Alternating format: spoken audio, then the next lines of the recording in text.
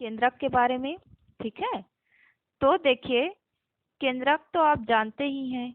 केंद्रक जिसका चित्र किस टाइप से होता है, केंद्रक की संरचना इस टाइप से दिखाई देती है। ठीक, इसमें आप अध्ययन करोगे।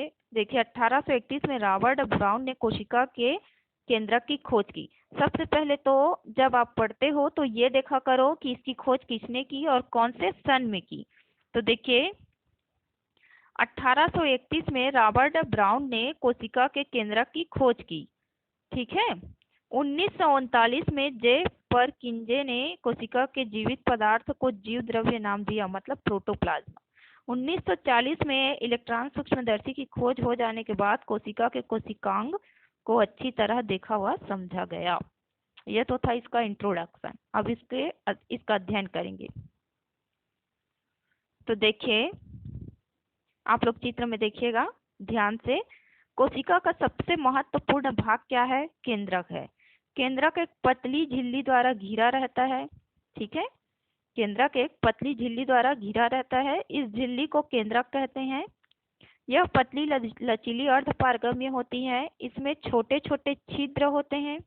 देखिए दिखाई दे रहा है ना आपको चित्र में? हाँ, जिनके द्वारा कोशिका द्रव्य व केंद्रक के मध्य पदार्थों का क्या होता है? आदान प्रदान होता है। केंद्रक झिल्ली के अंदर गाढ़ा अर्ध तरल द्रव्य भरा होता है। द्रव्य लिक्विड पदार्थ भरा होता है जिसे केंद्रक द्रव्य कहते हैं। ठीक है, ये देखिए यहाँ पे दिया है ना केंद्रक द्रव्य, ये वाला सब अर्ध तरल द्रव्य भरा होता है जिसे केंद्रक द्रव्य कहते हैं। केंद्रक द्रव्य के महीन धागों से जाल जैसी रचना को क्रोमेटिन जाल कहते हैं। यहाँ देखिए क्रोमेटिन जाल किसको बोलेंगे? केंद्रक झिल्ली के अंदर गाढ़ा अर्ध तरल द्रव्य भरा होता है जिसे केंद्रक द्रव्य कहते हैं। और केंद्रक द्रव्य के महीन धागों से जाल जैसी, ये देखिए जाल दिखाई दे रहा है, ये रचना क्रोमेटिन जाल कहलाता है, जो विभाजन के समय सिकुड़कर छोटे और मोटे तंतु बनाते हैं, जिन्हें क्या कहते हैं हम? गुणसूत्र कहते हैं। आ समझ में? ये देखिए इस टाइप से संरचना दिखाई दे रहा है, ये कहलाता है आपका केंद्रिका। तो देखिए ये केंद्रिका गुणसूत्र प्रोटीन एवं डीएनए से बने होते हैं। डीऑक्सी राइबो न्यूक्लिक एसिड अनुवांशिक गुणों को क्या करते हैं? एक पीढ़ी से दूसरे पीढ़ी में पहुंचाने का कार्य करता है। केंद्रक द्रव्य भी देख लिए। तो इस प्रकार इसकी संरचना दिखाई देती है। राइबोसोम केंद्रिका, राइबोसोम ये जो दानेदार होती है बाहर में स्थित, ये राइबोसोम है आपका, ये केंद्रिका कहलाती है। इस टाइप की संरचना अंतःप्रद्रवी जालिका सब में इस टाइप की संरचना ये बनाती है। आया समझ में? केंद्रक के बाहर में, जस्ट बाहर में जो आवरण पाया जाता है वो केंद्रक झिल्ली कहलाता है।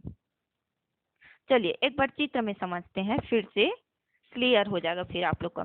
सबसे बाहर में स्थित जो भाग होता है वो केंद्रक झिल्ली कहलाता है। ठीक है, केंद्रक झिल्ली के जस्ट नीचे केंद्रक पाया जाता है।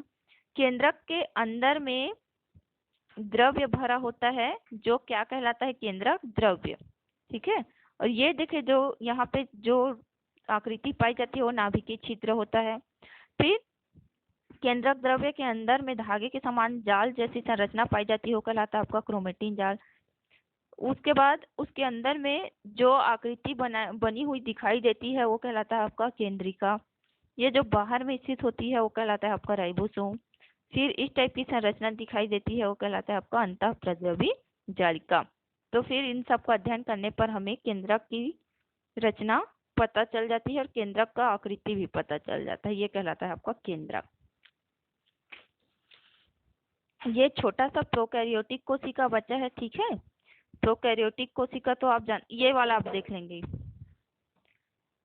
कॉपी में बनाए। कोशिकांग पादप कोशिका, जंतु कोशिका। कौन पादप कोशिका में पाई जाती है और कौन जंतु कोशिका में पाई जाती है। ठीक, अब उसके बाद है प्रोकैरियोटिक कोशिका। तो देखिए प्रोकैरियोटिक कोशिका क्या है? कोशिका में माइटोकॉन्ड्रिया, गाल्गी के सेंट्रोसोम इत्यादि सभी कोशिकांग तो पाए जाते हैं। इन कोशिकाओं को यूकैरियोटिक कोशिका कहते हैं। अधिकांश जीवों, देखिए जिसमें माइटोकॉन्ड्रिया, गाल्गी का सेंट्रोसोम इत्यादि पाए जाते हैं वो क्या है? यूकैरियोटिक। अधिकांश जीव जैसे अमीबा, केचुआ एक कोशिकीय होते हैं। गाय, गुलाब, मनुष्य आदि की कोशिकाएं यूकैरियोटिक होती हैं। समझ में आया? जो अमीबा है ये क्या है, एक कोशिकी है। जैसे कि ये मनुष्य है, ये क्या है, बहुकोशिकी है। तो जो बहुकोशिकी है वो यूकैरियोटिक है और जो एक कोशिकी है वो प्रोकैरियोटिक है। लेकिन कुछ ऐसे भी सूक्ष्म जीव हैं जो किसी युक्ति के बिना केवल आंखों से दिखाई नहीं देते। इन सूक्ष्म जीवों में सुस्पष्ट केंद्रक नहीं पाया जाता। इनके केंद्रक के चारों ओर केंद्रक झिल्ली न होने के कारण अनुवांशिक पदार्थ डीएनए, डीऑक्सीराइबो न्यूक्लिक एसिड, कोशिका द्रव्य भी बिखरे रहते हैं।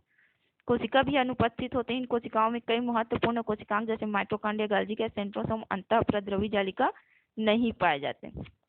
देखिए, जो पाए जाते हैं वो यूकैरियोटिक है, जो नहीं पाए जाते वो प्रोकैरियोटिक है। जैसे जीवाणु, नीलहरित शैवाल आदि। प्रोकैरियोटिक और यूकैरियोटिक कोशिका की तुलना कर अपनी कॉपी में लिखें।